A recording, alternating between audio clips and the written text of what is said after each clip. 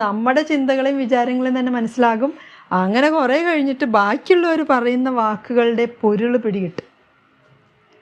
ചില വിശുദ്ധർക്കൊക്കെ പരഹൃദയ ജ്ഞാനം ഉണ്ടെന്ന് പറയും അല്ലേ? മറ്റുള്ളവരുടെ ഹൃദയത്തിൽ എന്താ അവർ വിചാരിക്കണേന്നും അറിയാൻ പറ്റും.